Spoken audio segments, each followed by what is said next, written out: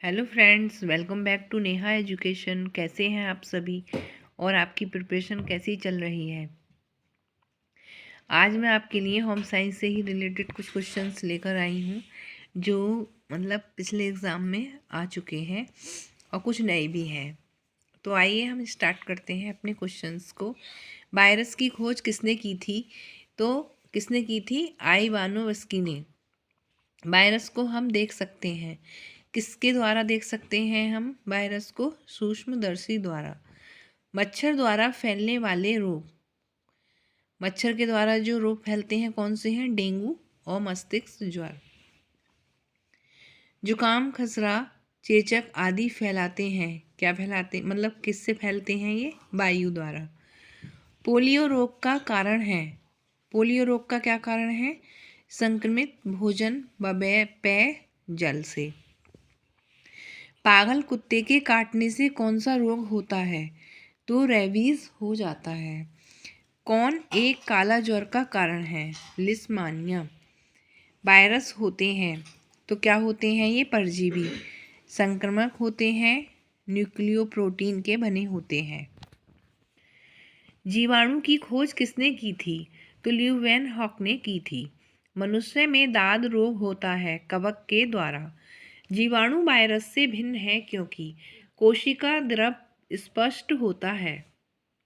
Rabies का संचरण किसके द्वारा होता है? तो पागल कुत्ते के काटने से होता है। साल्मोनेला टाइफी किसके कारण है? तो ये टाइफाइड के कारण है। तपेदिक किसके कारण होता है? तो तपेदिक किसके कारण होता है? माइक्रोबैक्टीरियम ट्यूबरकुलोसिस के द्वारा होता है। इसे क्षय रोग भी बोलते हैं। कंफ्यूज नहीं होइएगा, अगर क्षय रोग आ जाता है तो उसको ही तपेदिक रोग भी बोलते हैं। हैजा का क्या कारण है? तो हैजा किससे फैलता है? जीवाणुओं के द्वारा। टाइफाइड से शरीर का कौन सा अंग प्रभावित होता है? तो आंत होता है। पेचिस रोग के लिए उत्तरदायी प्रोटोजोआ कौन सा है? एंटमीबा। आँखों की दूरदृष्टि की बीमारी किसके कारण होती है? तो नेत्र गोलक के छोटे होने से होती है। एलिसा जांच किसके रोग की पहचान करती है? तो ये एड्स को करती है। जो जांच होती है इसकी तो किसको पहचानती है? ये पहचान करती है एड्स का। दांतों के क्षय को रोकने के लिए अधिकांश टूथपेस्ट में क्या होता है? तो फ्लूओराइड मिला हुआ होता है उसमें। खसरा रोग का कारण क्या है? तो विषाणु है और विषाणु को हम वायरस भी बोलते हैं। कैंसर के उपचार के लिए किसका प्रयोग किया जाता है? तो कीमोथेरेपी होती है, उसका प्रयोग किया जाता है। ब्लड कैंसर को आमतौर पर किस नाम से जाना जाता है? तो ल्यूकेमिया के नाम से जाना जाता है। शरीर के किस अंग की खराबी से मधुमेह रोग का प्रकोप होता है? तो पेनक्रियाज। मियादी ज्वर यानी कि टाइफाइड फीवर किस कारण होता है? तो ये जीवाणु द्वारा होता है। जीवाणु को बैक्टीरिया भी बोलते हैं। डेंगू बुखार किस रोग वाहक द्वारा संचरित होता है? तो ये एडीज एजिप्ट के द्वारा संचरित होता है। पोलियो का कारण कौन है? तो एक वायरस।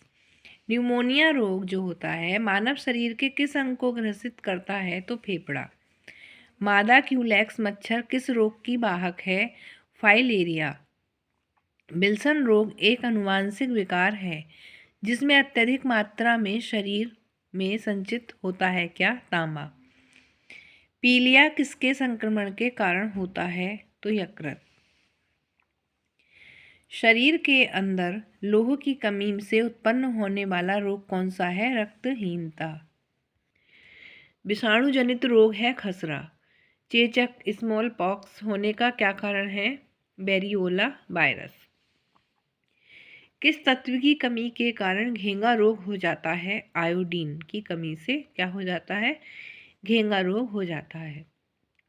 आयोडीन की कमी के कारण क्या होता है? घेंगा। देखिएगा रिपीटेड फॉर्म में चेंज कर दिया है इन्होंने। उसमें पूछा है कि किस तत्व की कमी के कारण घेंगा रोग हो जाता है? आयोडीन। और सेकंड क्वेश्चन में इन्होंने बना दिया कि आयोडीन की कमी के कारण क्या होता है? तो घेंगा होता है। काला जार का संचार किसके द्वारा होता है? तो सिकता मक्खी। चेचक के लिए पहला टीका किसने खोजा था? तो एडवर्ड जेनर ने खोजा था। हेपेटाइटिस किसके कारण होता है? तो वायरस के द्वारा होता है। कौन सा स्कर्वी रोग के इलाज में उपयोगी है? आंवला। मानव गुर्दे में पथरी किसकी वजह से बनती है? तो कैल्शियम ऑक्जेलेट की वजह से बनती है। सरल गलनखंड घेंगा किसको प्रभावित करने वाली बीमारी है? तो थायराइड ग्रंथि को प्रभावित करती है। कौन सा कवकीय रोग है? दाद। कौन सी संचारक बीमारी है? खसरा। काली मौत किसे कहते हैं? प्लेग को। डेंगू बुखार के कारण मानव शरीर में किसकी कमी हो जाती है? तो प्लेटलेट्स की कमी हो जाती है। नवजात मतलब बच्चों के लिए सबसे आदर्श भोजन क्या है? दूध। बहुऔषधि चिकित्सा किसके संक्रमण के लिए है? कोढ़। किसकी पहचान बिडाल परीक्षण से की जा सकती है? तो टाइफाइड। थैलीसीमिया एक वंशानुगत बीमारी है जो कि प्रभावित करती है खून को। देखिएगा 50 क्वेश्चंस हो गए हैं 6 मिनट्स में। अगर हम किसी और चैनल से पढ़ते हैं तो हम 50 मतलब क्वेश्चंस को मैंने देखा है कि आधा आधा घंटा भी लग जाता है। तो आप मतलब इनको 6 मिनट में भी लर्न कर सकते हैं, 50 क्वेश्चंस को अपने तैयार कर सकते हैं। अगर आपको गाइस मेरी वीडियो थोड़ी भी हेल्पफुल लगती है तो कमेंट्स बॉक्स में मुझे बताना और मेरे चैनल को सब्सक्राइब करना अगर चैनल पर नए हैं, और लाइक करना, शेयर करना। मिलते हैं नेक्स्ट वीडियो में। तब तक खुश रहिए, मस्त रहिए और ठंड से बचकर रहिएगा, क्योंकि अब जो है ना मीठी मीठी ठंड हो रही है। कभी धूप निकल रही है, कभी ठंडी ठंडी हवाएं चल रही हैं।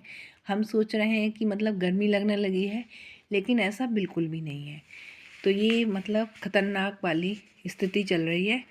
तो अपने आप को सेफ रखिएगा, क्योंकि मेरी तबीयत भी मतलब मेरी आवाज़ से ही आप सबको लग रहा होगा कि तबीयत ठीक नहीं है, लेकिन कोई नहीं। इसीलिए बोल रही हूँ सभी से कि ठंड से बचकर रहिएगा, क्योंकि हम स्वस्थ रहेंगे तभी हम अपनी प्रिपरेशन को बेहतर कर सकते हैं। तो मिलते हैं, ठीक है, नेक्स्ट वीडियो में। Bye, take care.